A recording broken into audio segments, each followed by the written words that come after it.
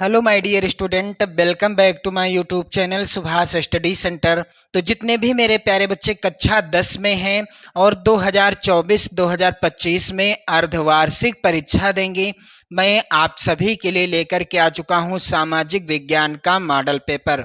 मेरे प्यारे बच्चों, जैसा कि आप सभी जानते हैं कि अर्धवार्षिक परीक्षा के भी अंक आपकी बोर्ड परीक्षा 2025 में जुड़ेंगे।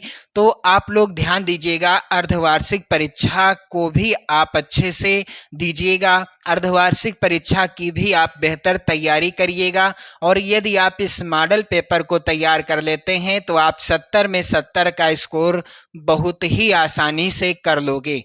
मेरे प्यारे बच्चों, 3 घंटे 15 मिनट का समय दिया जाएगा आपको, और यह प्रश्न पत्र 2 खंडों में, खंड का तथा खंड खा में विभाजित है।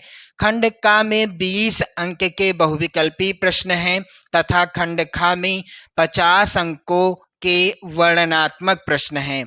इसमें वर्णनात्मक फर्स्ट टाइप के और वर्णनात्मक दूसरे यानी सेकंड टाइप के और मानचित्र से भी संबंधित प्रश्न हैं। तो चलिए मेरे प्यारे बच्चों, बिना देरी किए हुए इस मॉडल पेपर के सभी प्रश्नों का आंसर देखते हैं।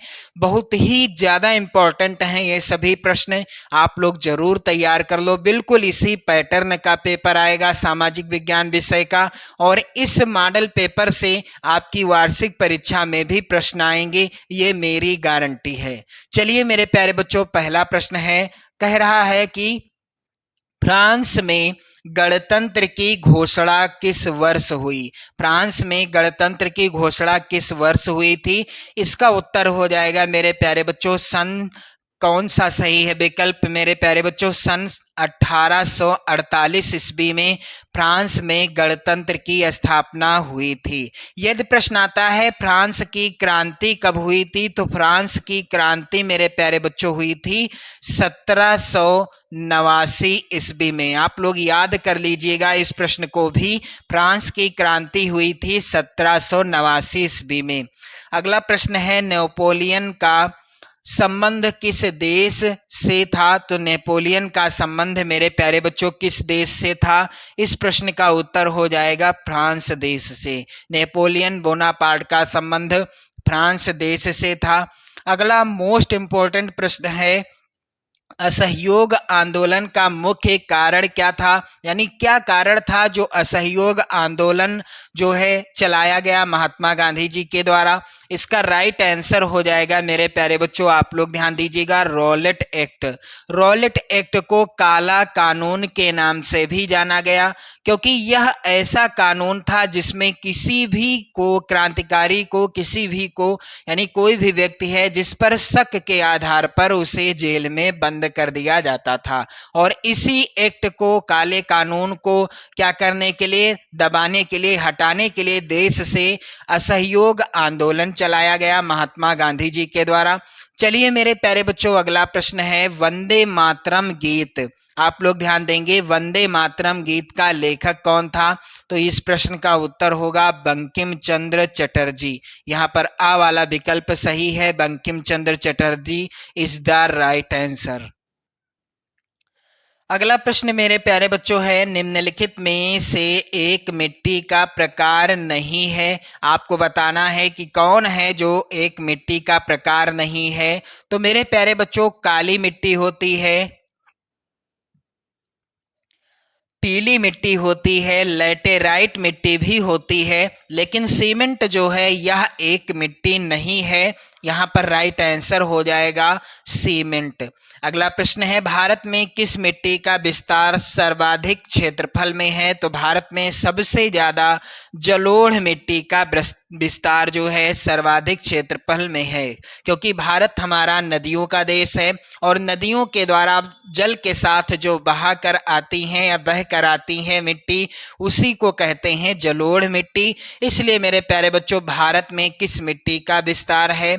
जलोढ़ मिट्टी का विस्तार है। चलिए मेरे प्यारे बच्चों, अगला प्रश्न है, कपास की खेती के लिए सबसे उचित भूमि कौन सी होती है, या कौन सी मृदा कपास की खेती के लिए सबसे अच्छी मानी जाती है? चलिए यहाँ पर आप देख रहे हैं विकल्प, और इन विकल्पों में से सही उत्तर क्या होगा? कपास की खेती के लिए काली मिट्टी का जो है सबसे ज्यादा काली मिट्टी उपयोगी मानी जाती है कपास की खेती के लिए। याद करने की ट्रिक क्या है मेरे प्यारे बच्चों, यहां पर ध्यान दो आप सभी लोग।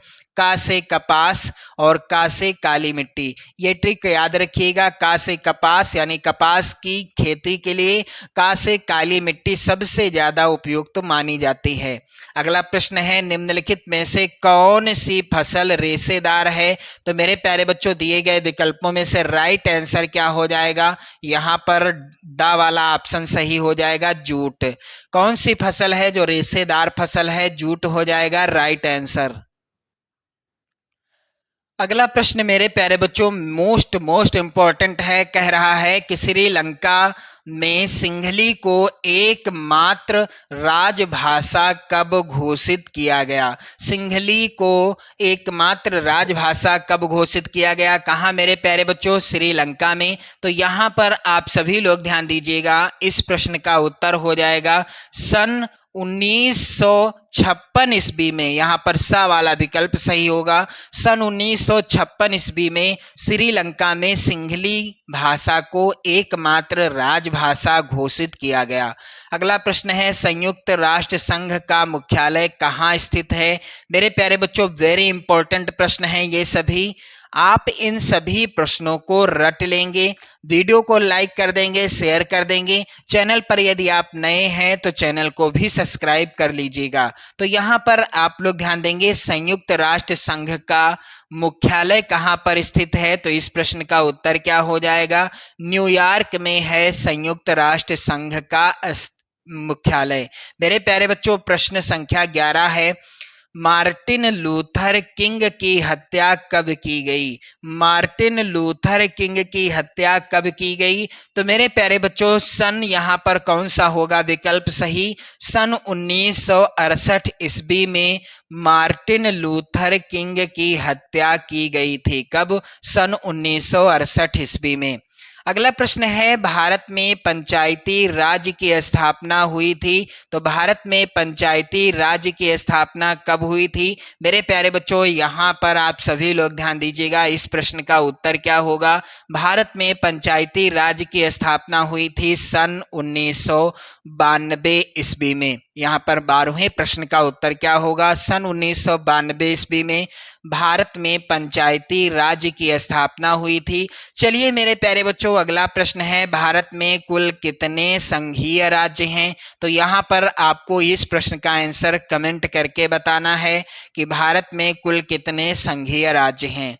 अगला प्रश्न है, श्रीलंका में सिंहली को एकमात्र राजभाषा कब घोषित किया गया? तो ये प्रश्न रिपीट हो चुका है, यहाँ पर आपने ध्यान दीजिएगा आप सभी लोग। प्रश्न संख्या 9 और प्रश्न संख्या 14 का आंसर एक ही होगा।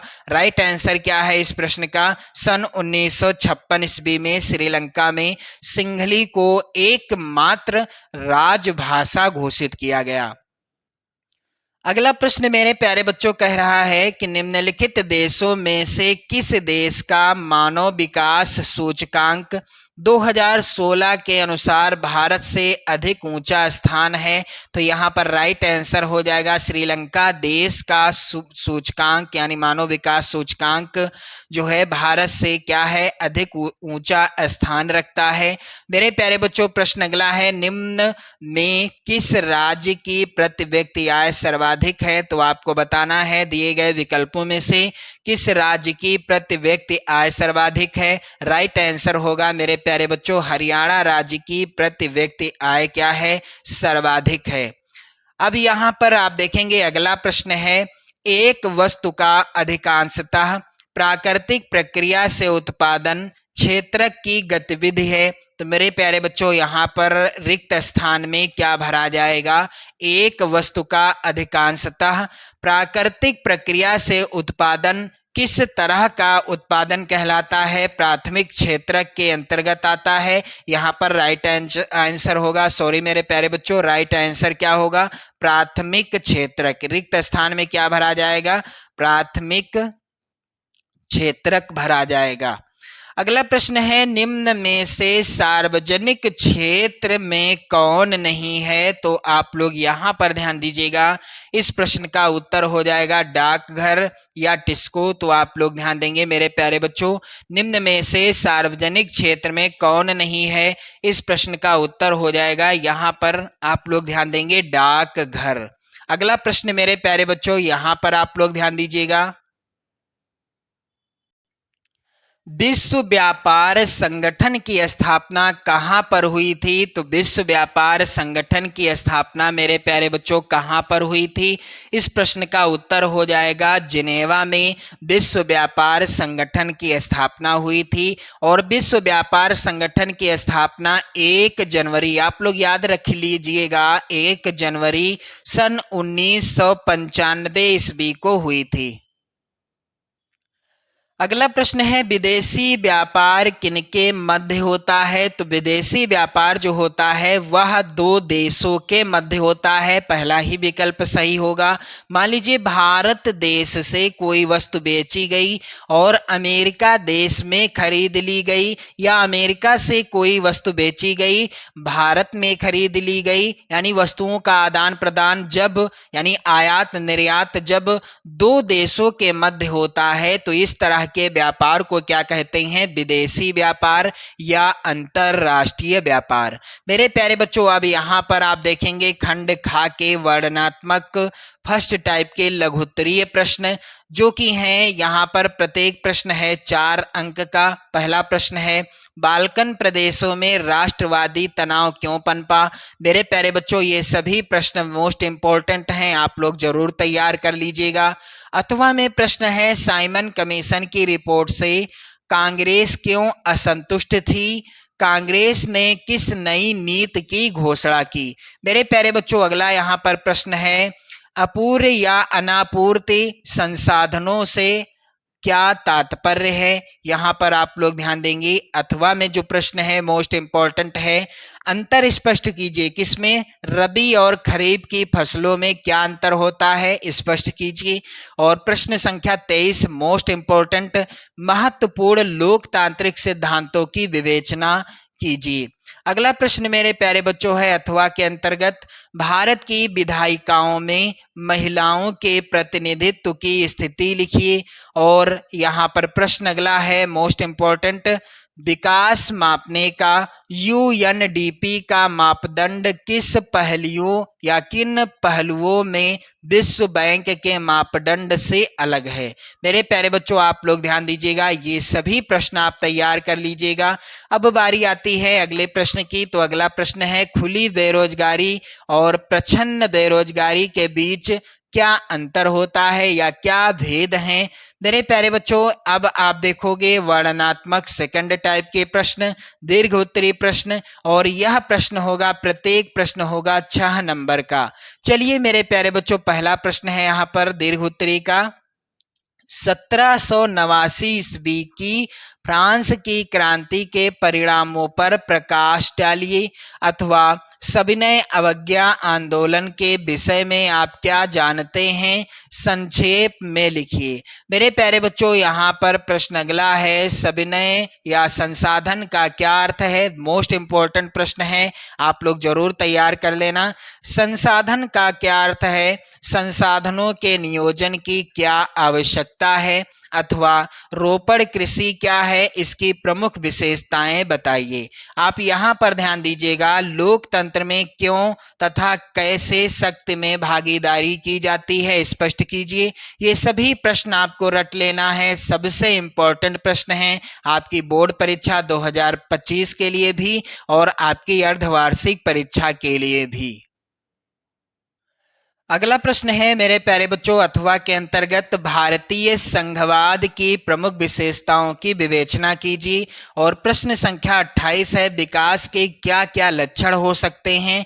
अथवा में प्रश्न है, आर्थिक गतिविधियां रोजगार की परिस्थितियों के आधार पर कैसे वर्गीकृत की जाती हैं? तो इसी तरह का पेपर आएगा, पेपर का पैटर्न सेम यही रहेगा। मेरे प्यारे बच्चों, यहाँ पर मानचित्र से भी संबंधित प्रश्न आप लोग यहाँ पर ध्यान दीजिएगा। यहाँ पर है मानचित्र से संबंधित प्रश्न 10 नंबर का। यहाँ पर प्रश्न आप देखेंगे, यहाँ पर भारतीय राष्ट्रीय कांग्रेस के अधिवेशन के निम्नलिखित स्थानों को मानचित्र पर चिन्हित कीजिए, जैसे कि लाहौर, नागपुर, कलकत्ता, मद्रास, बंबई। इन स्थानों को मानचित्र पर आपको चिन्हित करना है, नाम भी लिखना है। और यहाँ पर अगला प्रश्न है, भारत के निम्नलिखित राष्ट्रीय उद्यानों को मानचित्र पर चिन्हित कीजिए। दाचीगम और सिमलीपाल, रणथंभौर, बांदीपुर और राजगीर। मेरे प्यारे बच्चों, इन सभी को आपको मानचित्र पर क्या करना है, चिन्हित करना है, नाम भी लिखना है। तो मेरे प्यारे बच्चों, इसी पैटर्न का पेपर आएगा आपकी अर्धवार्षिक परीक्षा का। आप सभी लोग एक बार शेयर कर दीजिएगा इस वीडियो को। जितने भी मेरे प्यारे बच्चे कक्षा 10 में हैं, आप सभी की बेहतर तैयारी मैं कराऊंगा बोर्ड परीक्षा 2025 की। आप लोग चैनल को सब्सक्राइब कर लें, वीडियो को लाइक शेयर कमेंट भी करते रहें। जय हिंद।